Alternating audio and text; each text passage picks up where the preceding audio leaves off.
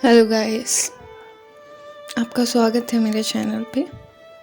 यहाँ पे मैं आपको सुनाने वाली हूँ एक साइकोपैथ की कहानी। पूरी तरह फिक्शनल है, पर साइकोपैथ क्या ऐसा भी हो सकता है? आप भी एक बार ये ज़रूर सोचेंगे। साइकोपैथ वही होते हैं जो दिमाग से मानसिक तरीके से पागल तो ज़रूर होते हैं, पर उन्हें पागल नहीं बोला जाएगा। कभी कभी किसी साइकोपैथ के दिमाग में कुछ ना कुछ पुराना उनके दिमाग में चल रहा होता है। चाइल्डहुड ट्रॉमा हो, या कोई भी उनके साथ कभी कुछ बुरा हुआ हो, या फिर कभी कभी कई लोग जन्म से ही साइकोपैथ पैदा हो जाते हैं। यही एक कहानी है ध्रुवी की। ध्रुवी ने कभी सोचा नहीं था कि वो भी एक साइकोपैथ होगी, पर जब उसने देखा कि उसके फैमिली के मैटर्स ऐसे हैं जो उसके पेरेंट्स उसे सॉल्व नहीं कर सकते, तो उसने सोचा कि क्यों ना मैं ही इन्हें अपने हाथों में ले लूं। ध्रुवी की फैमिली एक बहुत बड़ी फैमिली है, जॉइंट फैमिली है, बट ध्रुवी के पापा वहाँ से निकल के आ जाते हैं एक नए शहर में। पर जो उनके फैमिली के जो और मेंबर्स थे, वो ध्रुवी के पापा के खिलाफ हमेशा कुछ ना कुछ करते रहते थे। उन्हें परेशान करते रहते थे, उन्हें कॉल करते रहते थे, उनसे पैसे मांगते रहते थे, और वो पैसे भी जो ध्रुवी के पापा खुद उनकी मेहनत से कमाते थे, और उन्हें फिर भी वो चीज़ फ्री फोकट में चाहिए होती थी। और उसके बाद में भी ध्रुवी के पापा को गाली बकते रहते थे, उनके बारे में बुरा बोलते रहते थे, ध्रुवी की मम्मी के बारे में भी बुरा बोलते रहते थे। तो ध्रुवी ने डिसाइड किया कि अब मैं इन्हें बताऊंगी कि इनका क्या होना चाहिए। ये एक इंसिडेंट था जब ध्रुवी घर में शांति से बैठी थी, तभी घर में चिल्लाने की आवाज़ आती है। उसकी मम्मी रो रही थी। ध्रुवी पूछती है मम्मी से, क्या हुआ मम्मी? ध्रुवी की मम्मी ध्रुवी को बताती है कि आज फिर से उनके ऊपर गलत इल्ज़ाम लगाया गया है और फिर से उन्हें गंदी गंदी गालियाँ बोली गई है। ध्रुवी ने बचपन से ये चीज़ देखी थी, उसके मम्मी पापा रोते रहते, ध्रुवी भी रोती थी, और दूसरों के कारण उसके पापा उसकी मम्मी पे हाथ उठाते थे, उन्हें मारते थे। तो ध्रुवी ने प्लान किया कि कैसे एक एक फैमिली मेम्बर को वो ख़त्म करेगी।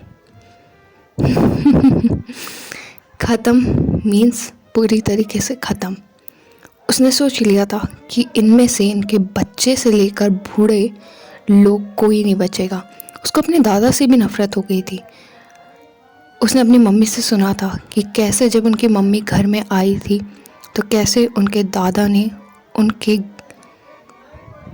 ज़बरदस्ती करने की कोशिश करी थी उनके साथ, कैसे उनके साथ बुरा सलूक किया था, कैसे उनकी दादी ने जब उनकी मम्मी उसके साथ रहती थी तब उनकी दादी ने उनको बिल्कुल भी अच्छे तरीके से नहीं रखा, उनको ना खाने को दिया, उनसे बस काम करवाती रहती थी।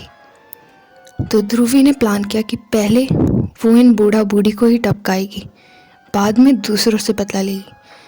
पहले आई दादा की बारी। ध्रुवी अपने गांव गई थी। दादा बूढ़े थे, थोड़े बीमार हो रखे थे। ध्रुवी ने सोचा कि क्यों ना मैं इन्हीं से ही पहले बदला लूं। जब देखा गया कि एक दिन दादा अपने खेतों में गए थे पानी देने के लिए, तभी ध्रुवी ने डिसाइड किया कि वो आज का ही दिन है जिस दिन उसे अपने दादा को ख़त्म करना है। वो चुपके से घर से निकल जाती है, देखती है दादा उसके काम कर रहे थे, तो उसने सोचा इस चीज़ का इंतजाम उसको रात को ही देना होगा, अभी तो वो टाइम नहीं हुआ है। तो वो वैसे ही निकल जाती है अपना पहला शिकार करने। पूरा प्लान करती है कि कैसे वो दादा को एक गड्ढे में गिरा देगी, और गड्ढे में गिरा के वो पूरी रात वहीं सड़ते रहेंगे, किसी को पता भी नहीं चलेगा। और वैसे भी दादा को सांस में प्रॉब्लम है, तो उसने यही सोचा कि अब उनका काम ख़त्म करेगी। ध्रुवी रात का इंतज़ार करती है, जब सब सो जाते हैं तब वो जाती है।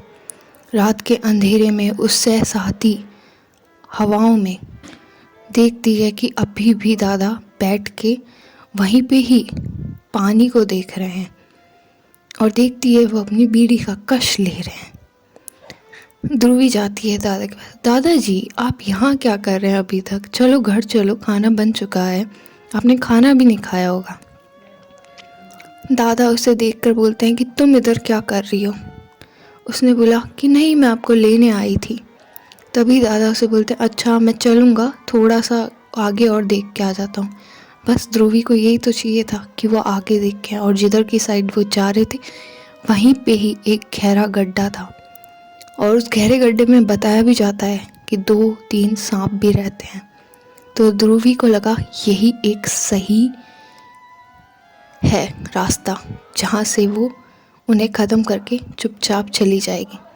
जैसे ही उसके दादा निकलते हैं वो अपने दादा को वहीं से धक्का दे देती है, और धक्का देते ही दादा उस गड्ढे में गिर जाते। ध्रुवी को आवाज़ लगाते, ध्रुवी ध्रुवी मेरा हाथ पकड़ो, ध्रुवी मुझे निकालो।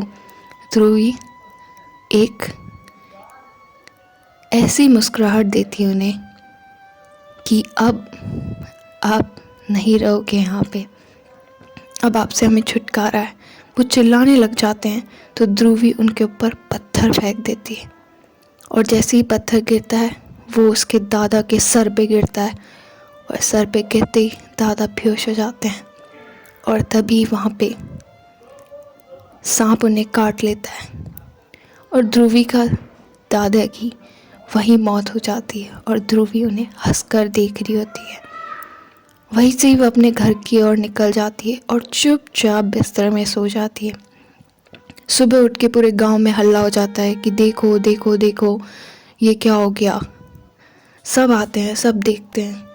जैसे ही होता है सबको पता चलता है कि इतनी रात को वो पानी पिला रहे थे तो गलती से उनका पैर फिसल गया होगा, और तभी उनके ऊपर पत्थर गिर गया होगा।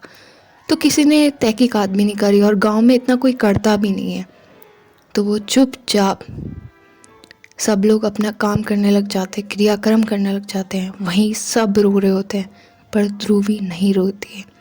उसने अपने बचपन में ही उसने अपने पापा मम्मी को बोला था कि अगर घर का कोई भी मेंबर मरेगा तो मैं नहीं रोऊंगी, और दादा दादी मरेंगे तब तो मैं बिल्कुल नहीं रोऊंगी। तब उसके पापा ने बोला था चाहे कोई कितना ही बुरा क्यों ना हो, पर तुम उसकी ओर से इतना बुरा नहीं हो सकते।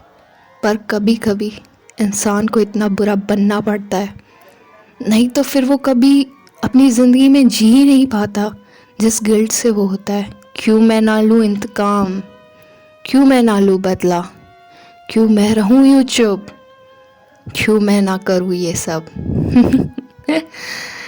ध्रुवी इसी मन के सोच के साथ सिर्फ दादा का अंतिम संस्कार देख रही होती है। सब रो रहे होते हैं, बिल खिला रहे होते हैं, उसकी मम्मी भी रो रही होती है, उसके पापा भी रो रहे होते हैं।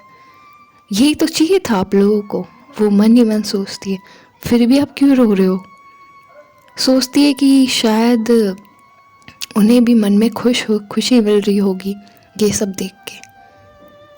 जैसे ही 13वीं की बैठक होती है उसके बाद में सब अपने घर चले जाते हैं, और ध्रुवी भी अपने शहर में आ जाती है। तब उसने सोचा कि अब दादी तुम्हारी बारी है, अब तुम भी नहीं बचोगी, तुम भी वैसे ही मरोगी जैसे दादा मरे हैं। ये थी ध्रुवी की कहानी। आगे आगे देखते हैं ये साइकोपैथ लड़की क्या क्या करती है, क्योंकि ये मौत तो शायद तक आसान थी, दर्दनाक भी थी, पर भयानक नहीं थी। चीख उसके मन में भी आज भी गूंज रही होगी जो उसने देखा था उस दिन, पर फिर भी वो रुकेगी नहीं। इसी कहानी को सुनते रहने के लिए मेरे चैनल पे आए, मुझे सब्सक्राइब करें, लाइक करें और कमेंट करें।